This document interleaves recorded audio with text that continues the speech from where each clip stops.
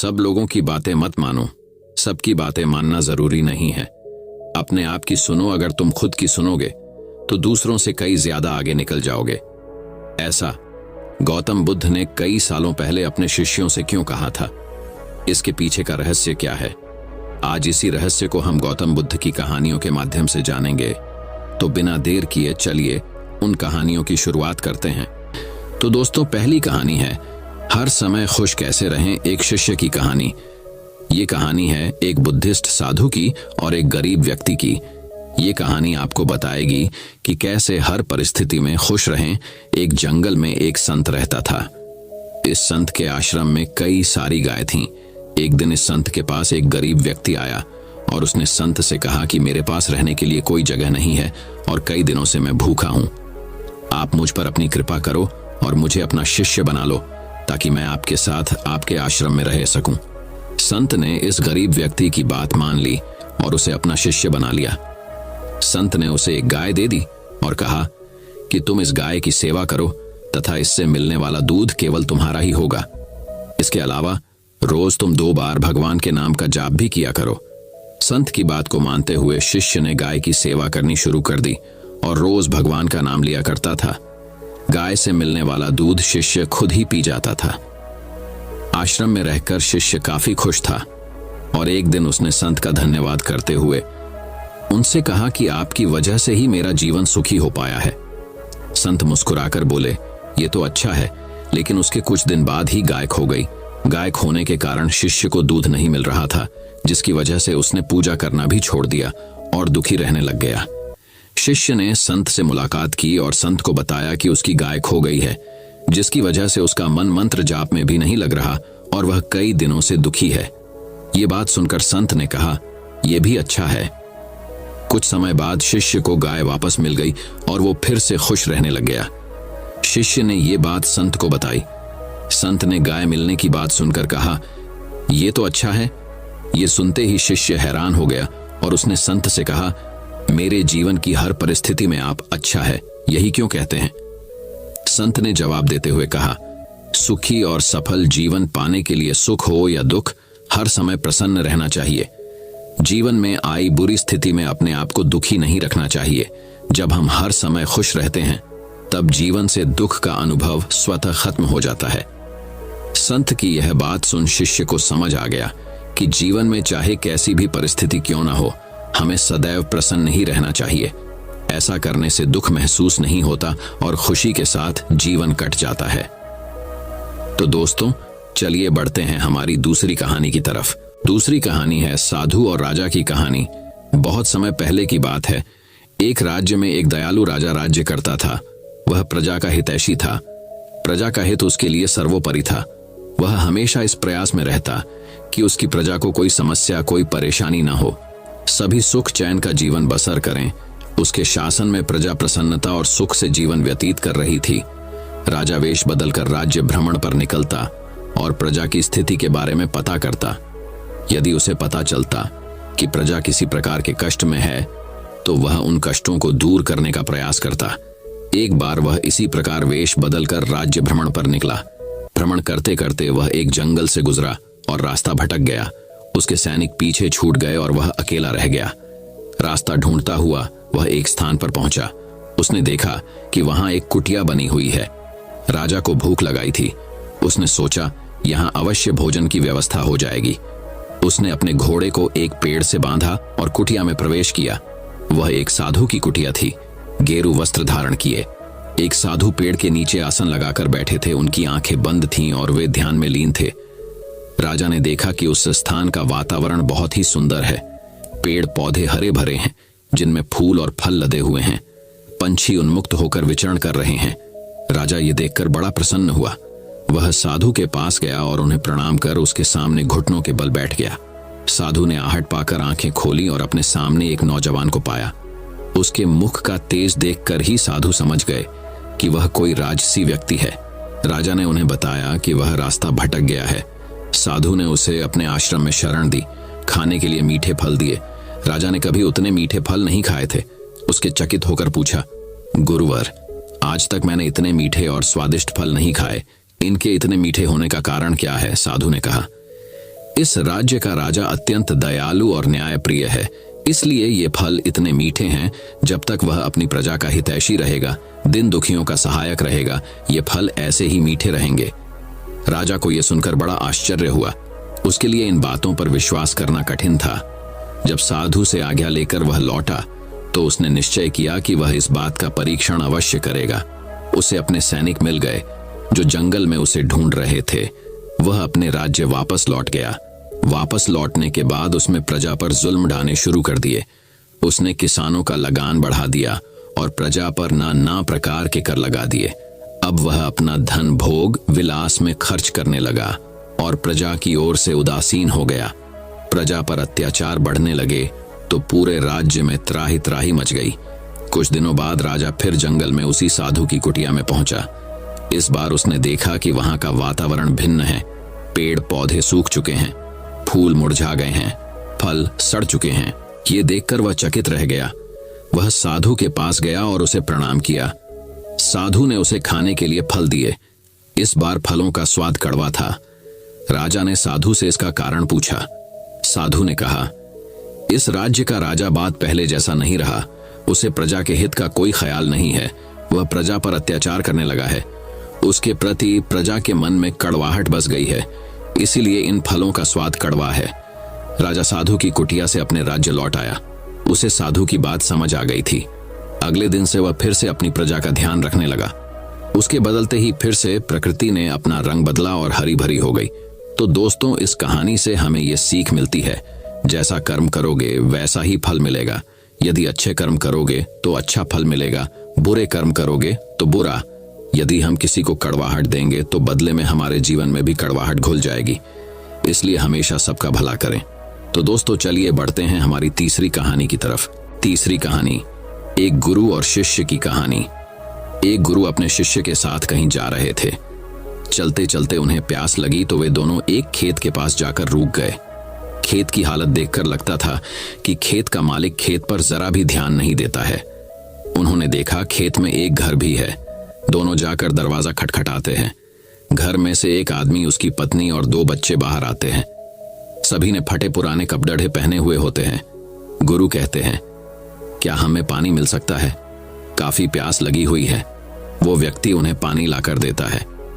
फिर गुरु कहते हैं, आपका खेत इतना अच्छा है, लेकिन इसमें कोई भी फसल क्यों नहीं बोई गई? व्यक्ति कहता है, हमारे पास एक भैंस है जो काफी दूध देती है, जिसे बेचकर और पीकर हमारा गुजारा हो जाता है, इसलिए बेवजह खेती क्यों करूं? गुरु कहते हैं, क्या हम आज की रात यहां रुक सकते हैं? कल सुबह होते ही हम यहां से निकल जाएंगे। व्यक्ति कहता है, ठीक है, आप यहां रुक सकते हैं। आधी रात होते ही गुरु अपने शिष्य से कहते हैं, उठो, हमें अभी यहां से निकलना है। लेकिन जाने से पहले हम इस व्यक्ति की भैंस को पहाड़ से गिराकर मार देंगे। यह सुनकर शिष्य को काफी बुरा लगा, लेकिन वो अपने गुरु की बात टाल नहीं पाया। वे दोनों रातों रात भैंस को मारकर वहां से भाग जाते हैं। 10 वर्ष बाद जब शिष्य अपनी शिक्षा पूरी कर लेता है, तब वो सोचता है क्यों न अपनी गलती को सुधारा जाए, उस आदमी के पास वापस जाकर उसकी मदद की जाए। शिष्य उसी गांव, उसी जगह वापस जाता है और देखता है वहां के सारे खेतों में दूर दूर तक काफी फल लगे हुए हैं और वहां एक बहुत बड़ा घर भी है। शिष्य को लगता है शायद वो आदमी सब कुछ बेच के यहां से जा चुका होगा। शिष्य वहां से वापस जाने लगता है। तभी वहां घर के आगे एक कार आकर रुकती है। कार में से वही व्यक्ति बाहर आता है जिससे शिष्य 10 साल पहले मिला था। शिष्य उसके पास जाकर कहता है, आपने मुझे पहचाना? मैं 10 साल पहले आपसे मिला था। व्यक्ति कहता है, हाँ, उस दिन को मैं कैसे भूल सकता हूँ। शिष्य कहता है, आप तो बहुत गरीब थे, आखिर आप इतने अमीर कैसे बने? व्यक्ति कहता है, क्या बताऊं, आपके जाने के बाद मेरी भैंस की मौत हो गई। मैं कुछ दिन काफी दुखी रहा, परेशान रहने लगा, लेकिन जीवन जीने के लिए कुछ तो करना ही था। मैं लकड़ियां काटकर बेचने लगा, जिससे कुछ पैसे आए तो मैंने खेत की बुआई कर दी। फिर उससे और पैसे आए तो मैंने सारी जगह खरीद ली और फलों की बुआई करवा दी। और आज मैं आसपास के इलाकों में फलों का सबसे बड़ा व्यापारी हूं और मेरे पास लाखों रुपये हैं। अगर उस दिन भैंस की मौत नहीं हुई होती तो आज मैं इतना सफल नहीं हुआ होता। दोस्तों, इस कहानी से यह साफ पता चलता है कि जीवन में हर परेशानी आपके लिए एक बड़ा मौका लेकर आती है।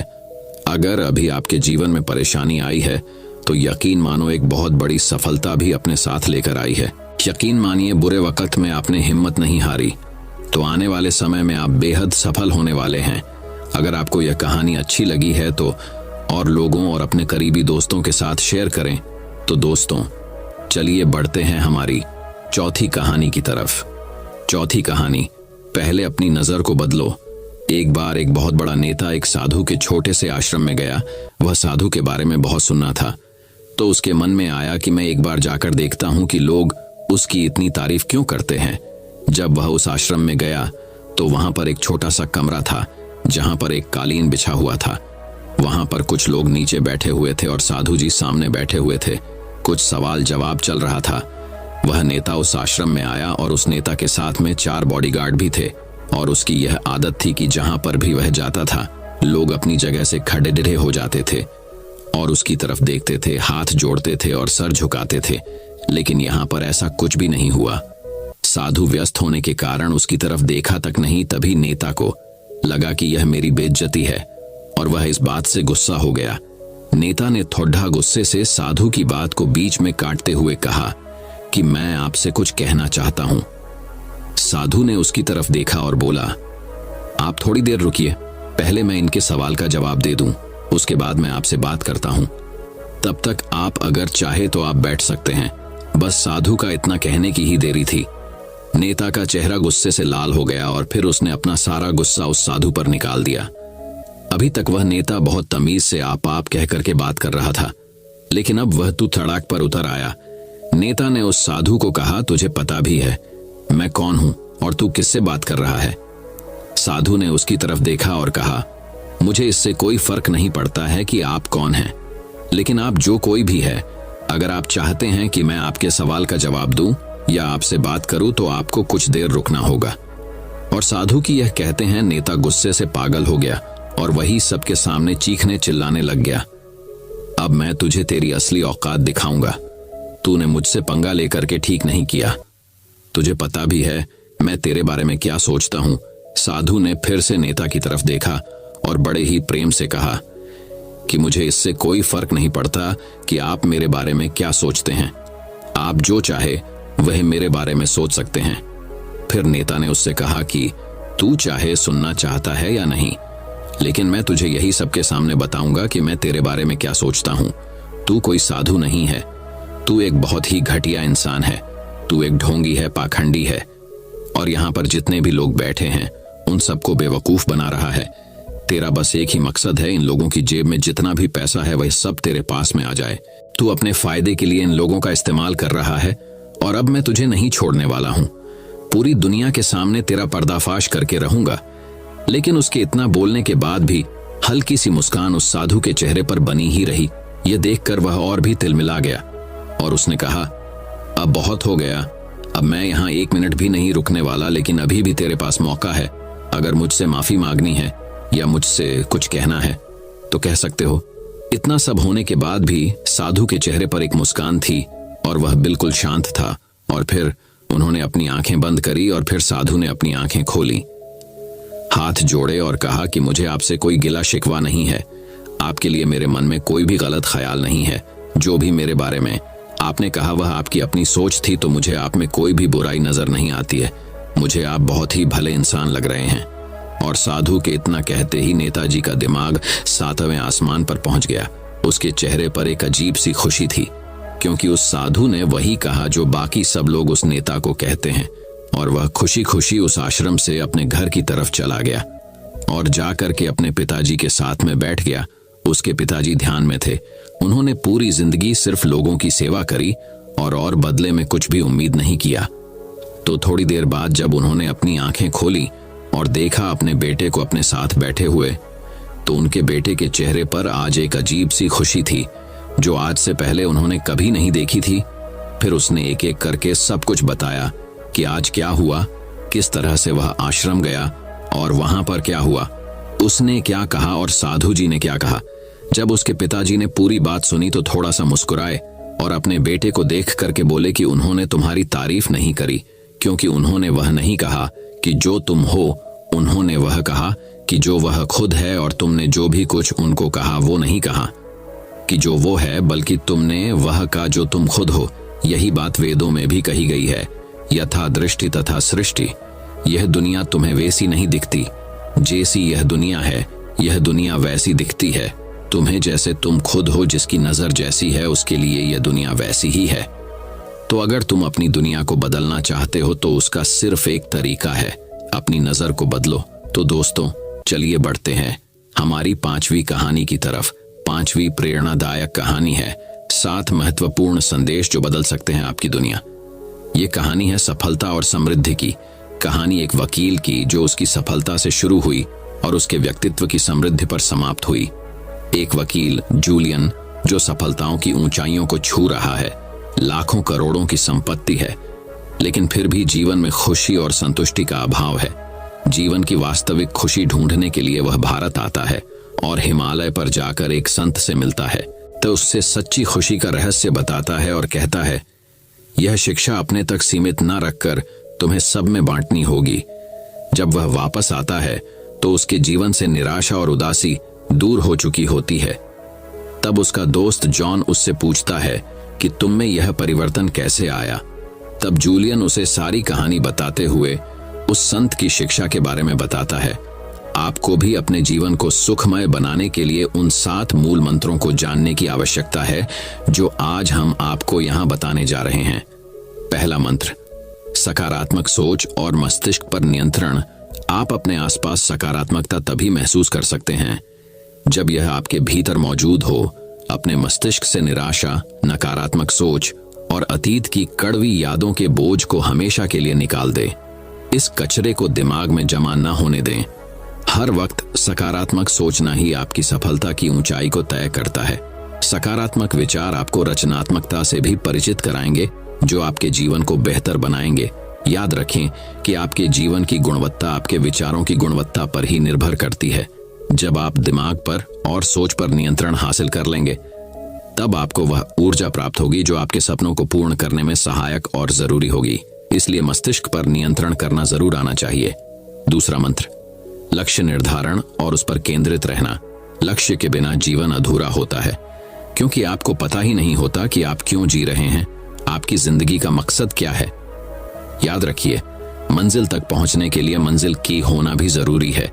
इसीलिए एक लक्ष्य अवश्य निर्धारित करें और उस तक पहुंचने के लिए सही रास्तों का चुनाव करें। बीच रास्ते में यदि किसी की मदद की जरूरत महसूस हो तो हिचकिचाए नहीं, बल्कि खुलकर अपनी बात कहें, लेकिन रुके नहीं। आपको किसी भी परिस्थिति में लक्ष्य से भटकना नहीं है। तीसरा मंत्र, निरंतर सुधार।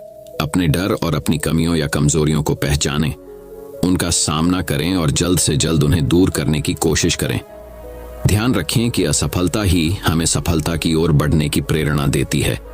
इसीलिए अपनी गलतियों से हार न मानें, बल्कि उनसे सीखें और आगे बढ़े। ज्ञान कभी पूर्ण नहीं होता, इसलिए हमेशा हर चीज से कुछ न कुछ सीखते रहना चाहिए।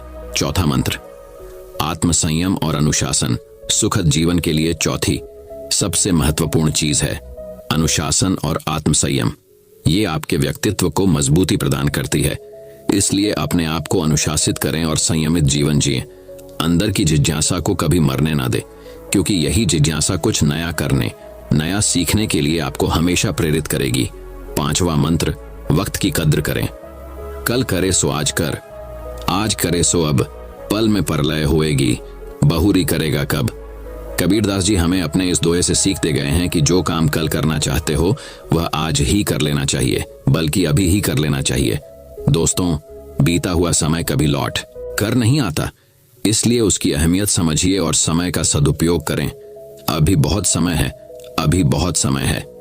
यही सोचते सोचते हम अपना कीमती समय बिता देते हैं। सबसे पहले तो काम को टालने की बुरी आदत से बचें, क्योंकि इससे आप अपना काफी समय बर्बाद कर देते हैं।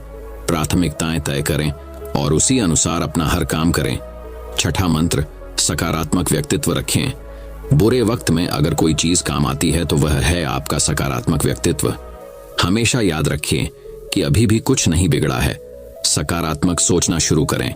जो बीत गई वो बात गई, लेकिन आज का समय केवल आपका है। इस पर केवल आपका ही नियंत्रण है। साथ ही स्वार्थ की भावना से बचते हुए दूसरों की भी मदद जरूर करें। दूसरों की मदद करके जिस खुशी और संतुष्टि का अनुभव आप करेंगे वह लाखों रुपयों की कमाई से भी बढ़कर होगा। 7वां मंत्र, अपने आज को भरपूर जिए। यकीन मानिए छोटे छोटे पलों में खुशियां ढूंढ लेंगे तो ही बड़ी खुशियां प्राप्त कर पाएंगे। हर पल में कुछ नया ढूंढें, हर पल को जिंदा दिली से जिएं और हर पल का जश्न मनाएं। चाहे वह दोस्तों के साथ घूमने हो, पत्नी के साथ चाय पे गपशप हो या प्रेमिका के साथ रूठना मनाना हो, हर वक्त को एंजॉय